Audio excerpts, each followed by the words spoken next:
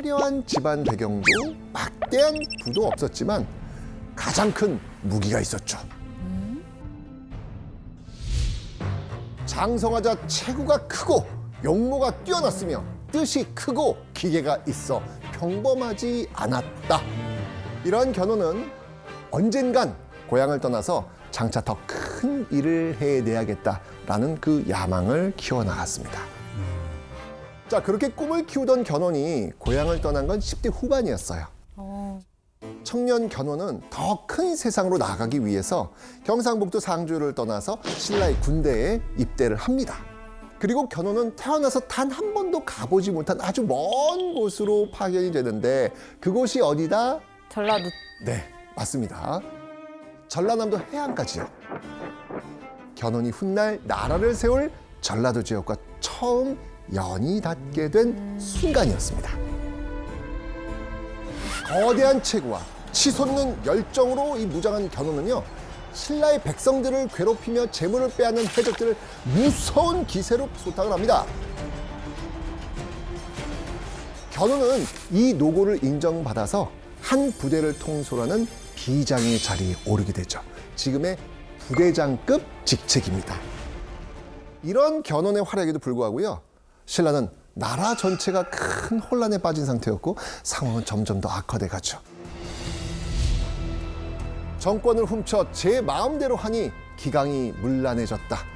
그에 더하여 기근으로 백성들이 떠돌아다니고 떼도둑들이 벌떼처럼 일어났다. 혼란스러운 상황. 그렇죠. 네. 당시 신라는 왕권이 약해지면서요, 정권을 탐하는 사람들이 참 많아졌고요.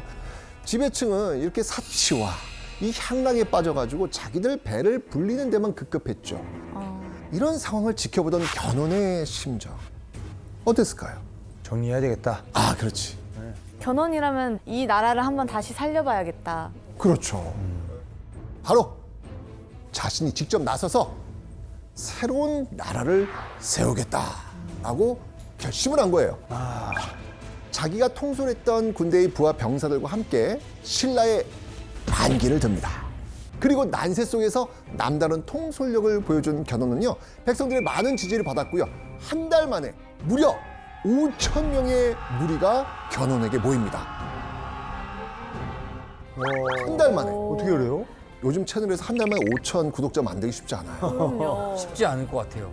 근데 이 오프라인 환경에서 그만큼 엄청나게 견훤이 이거 엄청난 거기에 거예요, 있었다는 이거는. 거죠. 그렇죠. 자, 이 5천이라는 숫자는요, 당시 막강한 대호족이 거느리는 군사보다도 많은 숫자였습니다. 골드 버튼인데 골드 버튼. 그니까. 네. 그렇게 견훤은요, 무진주를 기반으로 끊임없이 권력을 키워 나갑니다. 그리고 900년, 34살의 나이가 된 견훤은요, 드디어 꿈꿔왔던 순간을 눈앞에 마주하죠. 마침내 견훤이 지금의 전주인 완산주를 도읍으로 삼고 후백제를 건국하게 된 겁니다. 그런데 이렇게 승승장구하는 견훤의 행보에 급제동이 걸리는 사건이 일어나죠. 순식간에 이 중요한 나주를 빼앗기고 말아요. 견훤에게 충격에 충격을 안긴 이 인물, 수군을 이끌고 나주를 점령한 이 적장의 정체, 바로 왕건이었습니다.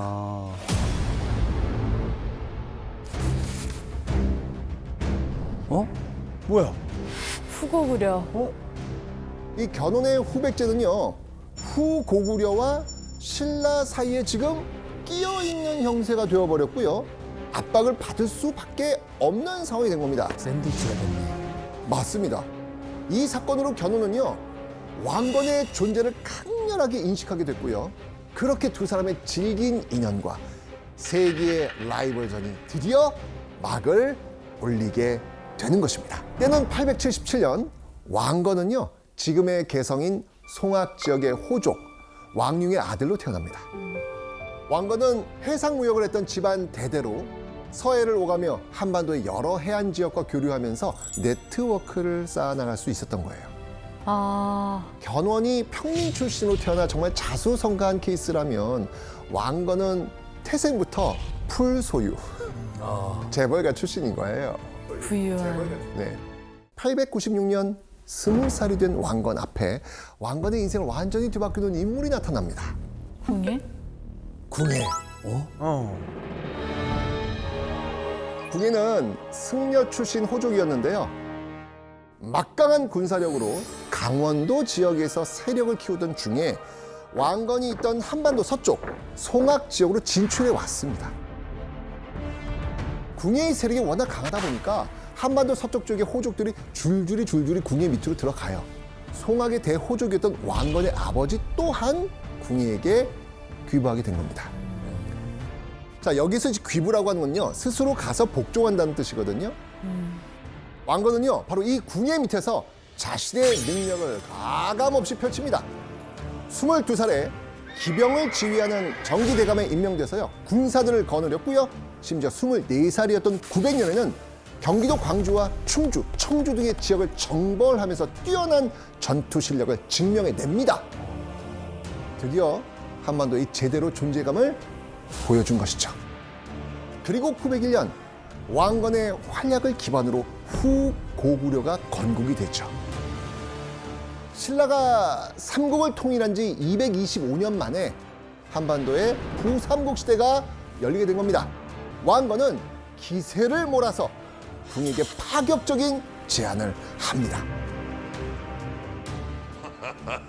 아니 이 사람아, 어떻게 백제 가운데 고려의 깃발을 꽂는단 말인가? 서남의 이옵니다. 금성포구 말이옵니다. 아, 견원왕은 나주. 지금 내륙으로 뻗어나갈 생각뿐 백제로서는 그 후방에 속해 있는 금성을 전혀 경계하지 않고 있사옵니다. 그 허를 찌르고 들어가 우리의 성을 쌓자는 것이옵니다. 아까 견훤한테 네. 엄청난 충격을 줬던 사건이 뭐였어요? 나주 점령했잖아요. 그 작품이 누구 작품이에요? 왕건. 맞습니다. 견훤의 허를 찌른 나주 상륙 작전은 바로 왕건의 계책이었던 겁니다. 그리고 918년 어느 늦은 밤, 왕건의 처소에 한 무리가 은밀히 찾아옵니다. 그런데 이 문 앞에 서 있는 사람들, 이들은 왕건을 믿고 따르던 부하 장수들이었습니다. 그리고 신료들은 대뜸 무릎을 꿇더니 왕건에게 이렇게 말합니다. 지금 임금의 폭정으로 온 백성이 도탄에 빠졌습니다. 왕을 몰아내고 시중께서 왕위에 올라야 합니다. 이게 참다 못한 신하들이 궁예를 몰아내고 왕건을 왕으로 추대하려고 한 겁니다. 자, 이때 왕건은 어떻게 반응했을까요? 왕건의 그 충심이라면 거절을 하지 않았을까요? 근데 위험에 빠질 수도 있으니까 좋은 계책이다라고 생각했을 것 같아요. 자, 왕건은요, 오히려. 어찌 신하가 군주를 칠 수 있단 말이냐 라고 하면서 거절합니다. 하지만 신하들의 이 간곡한 청이 이어지니까 결국 왕건은 포악한 군주 궁예를 끌어내리기로 결심하죠. 왕건은 신하와 백성들의 지지에 힘입어 궁예를 몰아내는데 성공합니다. 그렇게 왕건은 42살 나이에 왕좌에 올라 새로운 나라를 세우게 되죠. 918년 6월, 바로 고려가 건국되는 순간이었습니다. 왕건이 즉위한 바로 그해, 견훤의 뒷골이 당길 만큼 충격적인 사건이 발생하죠. 뒤통수를 쳤나 보다. 농사일로 부를 쌓아 상주 지역의 독보적인 호족으로 성장한 아버지 아자개가 왕건 편에 섰다는 거예요. 호족들은 무력으로 치고 들어오는 견훤보다는 자신들을 우호적으로 대하는 왕건의 편에 서게 된 겁니다. 견훤에게는 아자개를 포함한 경북 지역 호족들의 귀부 소식도 충격적이었지만 특히 그 상주 지역이 왕건 손에 넘어갔다는 사실이 와, 이건 진짜 청천벽력과도 같은 그런 소식이었습니다. 자, 그 이유가 무엇일지 지도를 통해서 한번 확인해 보시죠. 너무 가운데 있어요. 한반도의 너무 가운데 중요해요. 이제. 맞아요. 결국 이 한반도를 통일하기 위해서 가장 중요한 건 누가 신라를 차지하느냐. 근데 이 상주 지역은 고려가 신라로 남진할 때도 후백제가 신라 쪽으로 동진할 때도 꼭 거쳐야만 되는 아주 중요한 지역이었던 거예요. 그 중요한 상주 지역이 통째로 왕건 손아귀에 넘어갔다? 와우. 견훤 입장에서 이건 정말 피가 마르고 숨이 욱 막히는 그런 일이었던 거죠. 이렇게 견훤과 왕건은 반신라 대 친신라라는 극과 극의 전략으로 결코 만날 수 없는 평행선을 그리면서 갈등의 골이 깊어지기 시작합니다. 924년 7월 넘어가고 있는 경북 지역을 정복하기 위해서 견훤은 먼저 자신의 아들들을 보내서 조물성을 공격을 하죠. 견훤의 아들들이 이끄는 후백제군은 왕건의 지원군과 아주 맹렬하게 싸우는데요. 이 조물성 주민들이 후백제군에게 격렬하게 저항을 하는 겁니다.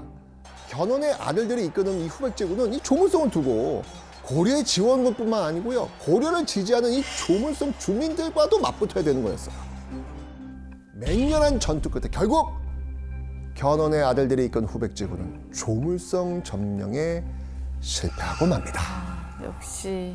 그리고 바로 다음에 925년 10월 이번에는 견훤이 직접 나서기로 합니다.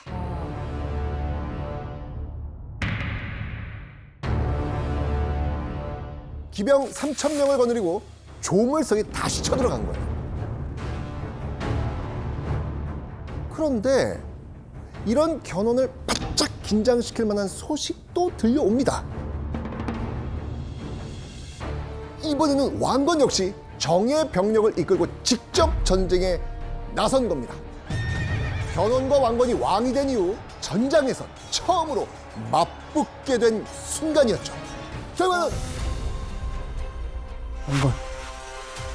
무승부. 먼저 치고 들어갔는데도 그걸 또 서로 피 튀기도록 싸웠지만 승패가 나지 않았던 겁니다. 와. 이때 견훤과 왕건이 뜻밖의 결정을 내려요. 어떤 결정을 내냐면 바로 휴전. 휴전. 근데 휴전을 그냥 말로만 할 수는 없잖아요. 견훤은 자신의 조카 진호를, 왕건은 사촌 동생 왕신을 상대편 나라로 보내서 볼모로 삼고 평화를 유지하기로 합니다. 하지만 채 1년도 되지 않아서 이 평화는 산산조각이 나고 맙니다. 고려의 볼모로 보낸 이 견훤의 조카 진호가 갑자기 죽어버린 거예요. 아이고. 왜 죽은 거예요? 견훤의 조카가? 견훤에게 전해진 이 조카의 사인, 죽음의 원인은 병사였습니다. 허허. 아닌 것 같은데. 허허. 냄새가 나요? 근데 왕건이라면 안 죽였을 것 같긴 해요. 안 죽였을 것 같긴 해요. 왕건에 푹 빠지신 거 아니에요? 아, 왕건 너무 착하니까. 너무... 아니에요. 아니, 그게 아니라요. 지금 성막 공격하고 뺏고 지금 난리 났는데. 내 땅을 또 빼앗길 수는 없으니까. 근데 이때 견훤은요, 병사? 분명 왕건이 내 조카를 죽였을 것이다. 활활 타오르는 분노를 억누르지 못한 견훤은요, 고려에서 온 볼모 왕건의 사촌 동생 왕신을 죽여버립니다. 아이고야. 평화를 유지하고자 했던 전략이 오히려 갈등에 더 불을 붙이는 결과로 돌아온 거죠. 자, 이 상황이 견훤에게 얼마나 크나큰 위기였는지 지도를 통해서 한번 확인해 보시죠. 자, 원래 후백제가 차지하고 있던 영토 보이시죠? 네. 자, 그런데 927년에는 어떻게 되는지 확인해 보시죠. 지금 이 빨갛게 표시된 지역이 바로 왕건이 점령한 곳들입니다. 중간에 유충지들 다. 그렇죠.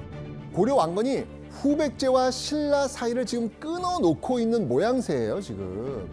게다가 다른 호족이 차지하고 있던 강주, 지금의 진주 지역까지 왕건의 손에 넘어가면서 견훤의 후백제는 신라에 쳐들어갈 수 있는 진입로도 차단당하고 한반도에서 완벽히 고립된 형세가 되어버리는 거예요. 수세에 몰린 견훤은 신라의 심장부인 수도 경주를 공격하는 거예요.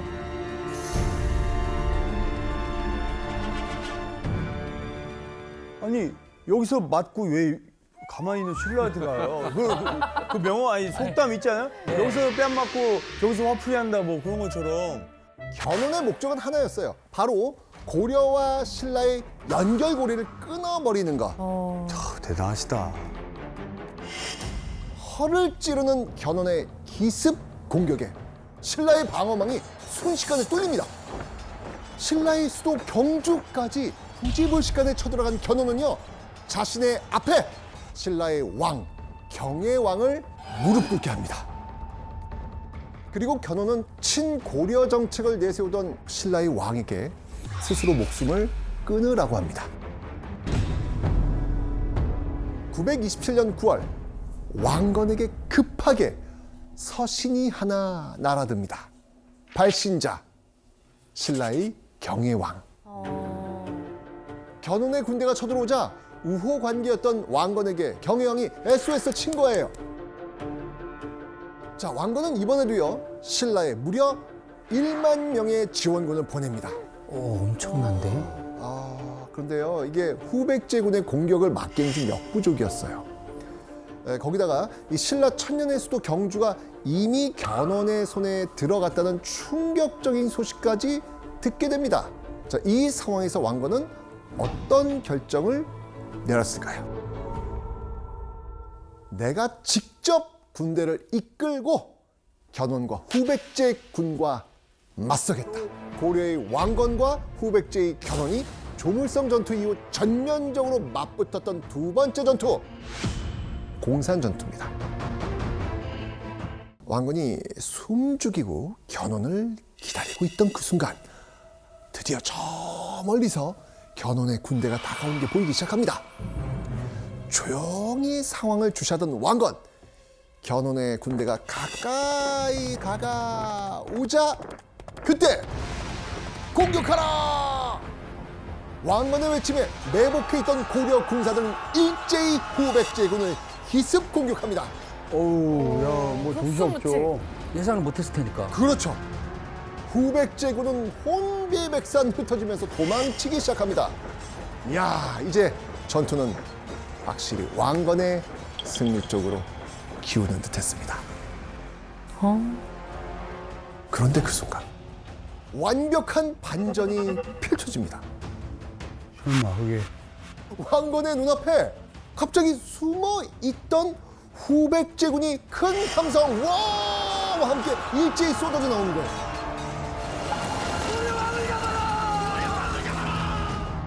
속임수였나? 견훤도 이걸 생각하고 있었던 거야.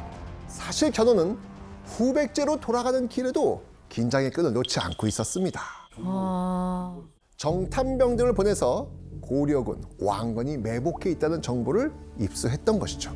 그리고 후퇴하는 것처럼 속여서 왕건의 고려군을 유인했고, 이중으로 매복해 있던 후백제군이 분산된 고려군을 각계격파했던 겁니다.